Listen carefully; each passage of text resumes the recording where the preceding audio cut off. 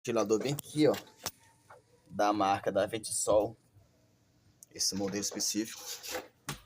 Isso aqui são alguns que já queimou, não teve reparo.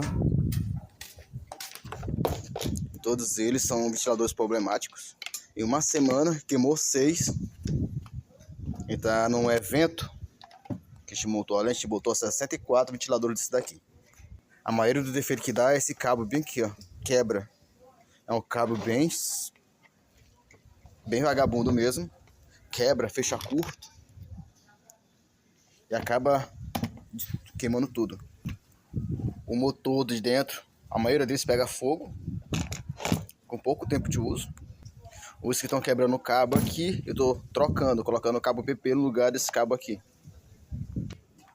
Cabo PP de 2 vias, de 1,5.